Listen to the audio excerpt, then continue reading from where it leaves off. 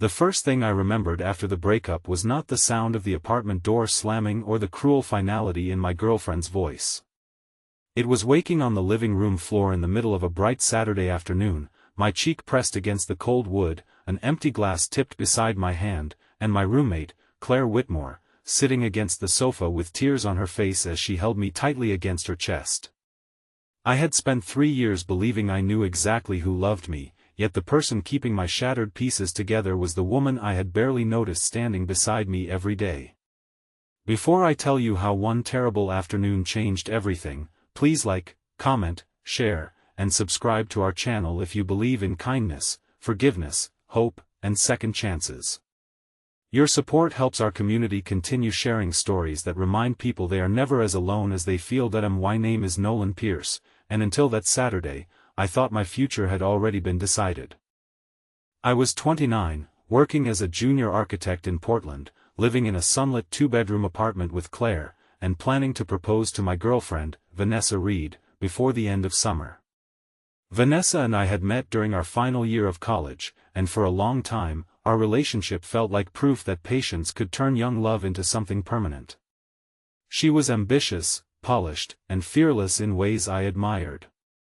She knew which restaurants would become popular before anyone else did, remembered every important date, and spoke about our future as if it were an itinerary she had already printed. I never questioned whether I belonged in that future. I only tried harder to become the man she seemed to expect. Claire had moved into the spare room 14 months earlier after answering an advertisement I had posted online. She worked as a children's book illustrator and spent most of her days at the dining table beside the wide windows, surrounded by pencils, watercolor pans, coffee mugs, and scraps of paper covered in foxes wearing scarves or bears carrying tiny umbrellas.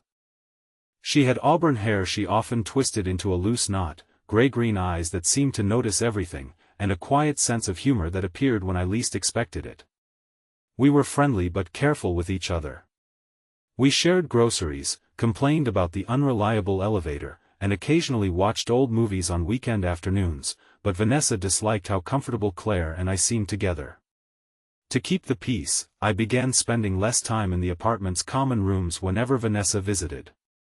Claire never complained. She simply gathered her drawings and disappeared into her bedroom, leaving behind the faint smell of paint and tea. The breakup happened at 11:30 on a cloudless Saturday morning. Vanessa had asked me to meet her at a riverside cafe where sunlight glittered on the water and families pushed strollers along the path. I arrived carrying a small velvet ring box in the inside pocket of my jacket. I had not planned to propose at the cafe, but I wanted the ring nearby because possessing it made the future feel real. Vanessa was already seated beneath a yellow umbrella, her hands folded on the table, her expression strangely calm. She did not order food. She did not ask about my week. She told me she had accepted a position in Boston and would be leaving within 2 weeks. I smiled at first because I assumed we would discuss moving together. Then she explained that she had been seeing someone from her company for several months, a man who had already helped her find an apartment near her new office. I remember staring at the sunlight on her water glass while she explained that our relationship had become predictable, that I was kind but passive, dependable but uninspiring, and that she needed a life that felt larger than the one we had planned. Each word landed with such controlled precision that I wondered how many times she had rehearsed it. I asked whether there was anything left to save, and she said she was sorry, but she had already moved on emotionally. Then she stood, placed enough money beneath her untouched coffee to cover both drinks, and walked away beside the river without looking back. I remained at the table for nearly 40 minutes, the ring box pressing against my chest like a second heart that had forgotten how to beat. By the time I returned to the apartment, the afternoon sun filled every room with painful brightness. Claire was at the dining table painting a small lighthouse for a book about a child afraid of storms. She looked up, saw my face, and immediately set down her brush. I wanted to tell her what had happened calmly, but the moment I reached into my jacket and placed the ring box on the table, something inside me collapsed. I told her Vanessa had left me for someone else, that she was moving across the country, and that the future I had built my entire life around had disappeared before lunch. Claire did not offer clichés or tell me I was better off. She came around the table, wrapped her arms around me, and let me stand there trembling while sunlight moved slowly across the floor that I pulled away after a few seconds because grief made tenderness feel unbearable. I said I needed to be alone and went into my bedroom, but the walls seemed crowded with memories. Vanessa's photograph stood on my dresser. A sweater she had forgotten hung behind the door. A list of honeymoon destinations was still tucked inside my desk drawer. I gathered everything into a cardboard box, yet each object became evidence of how completely I had misunderstood my own life. By 2 o'clock, I had carried the box to the hallway closet and found a bottle of bourbon left from a holiday party. I rarely drank more than one beer, but that afternoon I poured bourbon into a glass and swallowed it too quickly. The burning in my throat felt easier than the ache in my chest, so I poured another. Claire knocked on my open door and asked me to slow down. I told her I was fine, though I was sitting on the carpet beside my bed and could no longer focus on her face. She brought water and a plate of toast, then sat nearby without touching me. I became angry at her silence because I wanted someone to confirm that Vanessa had ruined me. Instead, Claire gently said that I had been disappearing long before the breakup. The word struck deeper than I expected.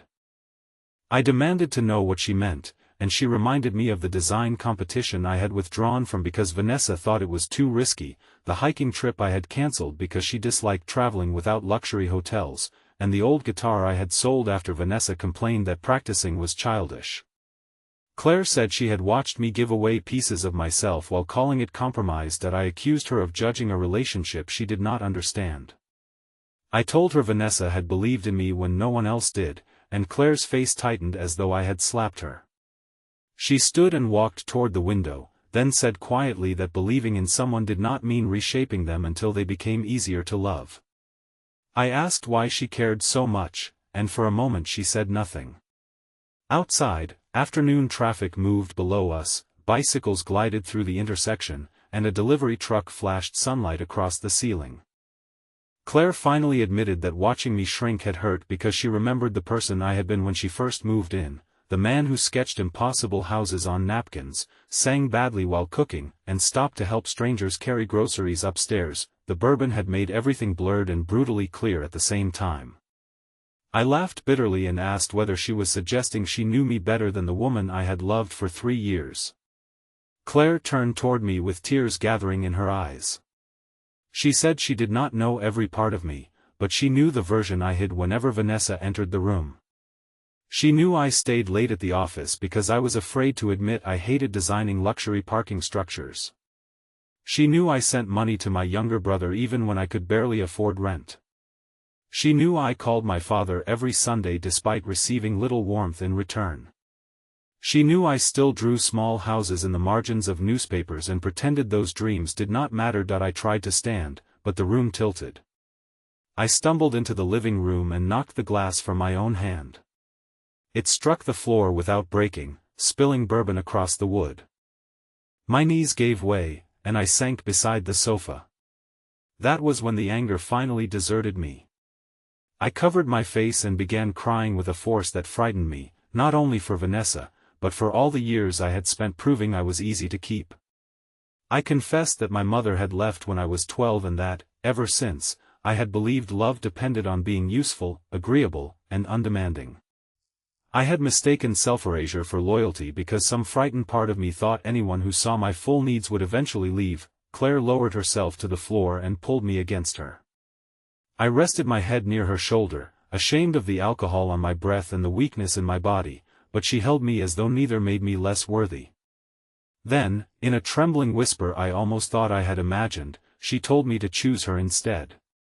She did not mean that I should leap from one relationship into another. She meant I should choose the person who had stayed, the person who saw me clearly, and the life in which I no longer had to apologize for existing. When I looked at her, her face was close to mine, open and terrified. She admitted she had loved me quietly for months, perhaps longer, but had never intended to burden me with it while I was committed to someone else. The confession sobered me more effectively than cold water could have. I pulled away, not because I was disgusted or angry, but because I suddenly understood how vulnerable she had made herself. I told her I could not answer while I was drunk and broken. Claire nodded, wiping her tears with the back of her hand, and said she did not need an answer. She helped me to the sofa, brought me water, opened the curtains wider, and remained nearby until the room stopped spinning. Nothing romantic happened between us that afternoon. She did not kiss me, and I did not make promises. When I woke several hours later, daylight still lingered through the windows. A blanket covered me, the bourbon had been put away, and Claire was sitting at the dining table again, though her brush had not touched the paper. The next morning was bright and unforgiving. My head throbbed, and shame sat heavily in my stomach. Claire was making tea in the kitchen when I entered. I apologized for drinking, for shouting, and for forcing her into the role of rescuer. She listened without interrupting, then told me she accepted the apology but would not pretend the previous day had not happened. I told her I remembered everything, including her confession. Her hands tightened around the mug. I said her feelings mattered too much for me to respond from loneliness. I needed to learn who I was without Vanessa before I could honestly choose anyone. Pain flickered across Claire's face, but so did relief. She said that was the first truly selfish decision she had ever heard me make, and she meant it as a compliment. The weeks that followed were uncomfortable but necessary. I began seeing a therapist, stopped checking Vanessa's social media, and returned the ring without ever opening the box again. I contacted the organizers of the architecture competition and learned that late entries were still being accepted. My design was for a community housing project built around gardens, shared workshops, and spaces where elderly residents and young families could support one another. It was the kind of work I had wanted to create before I began measuring success through someone else's approval. Claire helped me prepare the presentation boards, but she refused to redraw a single line. She said the project needed to remain mine. Living together became more complicated after her confession. Some mornings we spoke easily, while on others the air between us felt crowded with everything unsaid. Claire never pressured me, yet I noticed the effort it took for her to remain ordinary around me. I also began seeing the sacrifices she had made in silence. She had declined invitations from friends because she worried about leaving me alone after the breakup. She had delayed submitting her own portfolio while helping me meet my competition deadline. When I discovered this, I became angry, not at her, but at the familiar pattern. I told her she could not lose herself while asking me to reclaim mine. The truth startled both of us. Claire apologized, then spent the following week preparing her illustrations for a major publishing review. Our first real turning point came on a rainy afternoon 2 months after the breakup. Despite the weather, daylight filled the apartment in soft silver tones. Claire received an email offering her a 6-month contract in Edinburgh to illustrate a series of children's books. It was the opportunity she had dreamed about, yet her first response was to say she might refuse it. I knew immediately that she was thinking about me. The old version of myself might have felt relieved. Instead, I told her she had to go. Her eyes filled with tears as she asked whether I was trying to create distance between us. I said I was trying to love her in the way she had taught me love should work, without cages, conditions, or quiet resentment. Claire accepted the contract. Before she left, we sat beside the river at the same cafe where Vanessa had ended our relationship. The yellow umbrellas had been replaced by green ones, and sunlight broke through the clouds in brief flashes. I told Claire I loved her. I had known for several weeks, but I had waited until I could say it without asking her to abandon anything. I loved her kindness, but also her stubbornness. I loved the way she saw beauty in damaged things without pretending they were not damaged. I loved that she challenged me instead of shaping me. Claire cried, then laughed through her tears. She said she loved me too, but she still intended to board her flight. We did not begin with grand promises. We agreed to try honestly. For 6 months, we spoke through video calls during overlapping daylight hours, mailed each other sketches, and learned that love could survive distance without turning into control. I won second place in the architecture competition and was offered a position with a non-profit design firm. Claire's book series was extended, but she chose to return after completing the original contract because she wanted to build her next chapter at home, not because I demanded it. When she arrived back in Portland on a bright spring afternoon, I met her outside the airport holding no ring and making no speech. I simply opened my arms. She crossed the sidewalk, dropped her suitcase, and ran into them. A year later, we moved into a smaller apartment with larger windows and turned the second bedroom into a shared studio. Claire painted at one desk while I designed community spaces at another. We still argued. I sometimes withdrew when I feared disappointing her, and she sometimes tried to solve problems that were not hers to carry. But we learned to recognize those patterns before they hardened into resentment. We apologized without keeping score. We encouraged each other without demanding perfection. Most importantly, neither of us had to disappear to make the relationship survive. Just before I proposed, I took Claire back to the living room floor where she had held me on the worst afternoon of my life. Sunlight spilled across the same wooden boards, though the apartment was filled with moving boxes because we were preparing to leave. I told her that when she had whispered, "Choose me instead," I thought she was asking me to choose between two women. Only later did I understand that she was asking me to choose between two kinds of love, the kind that demanded I become smaller, and the kind that gave me room to become whole. I knelt, opened a new ring box, and asked whether she would keep choosing that life with me. She said yes before I finished. If you have ever mistaken losing yourself for loving someone, please leave a meaningful comment about the moment you realized your heart deserved honesty, safety, and room to grow. Your experience may help another person recognize that healthy love does not require them to become invisible. If this story touched your heart, please like this video, leave a meaningful comment, share it with someone who needs hope today, and subscribe to our channel so you never miss another emotional journey. Sometimes the person who saves us is not the one who arrives dramatically after everything falls apart. Sometimes they have been nearby all along, quietly reminding us who we were before fear taught us to settle. Claire did not heal me by replacing Vanessa. She helped me understand that love was never supposed to be a reward for perfect behavior. It was supposed to be a place where two imperfect people could stand in the daylight, fully seen, and still choose each other.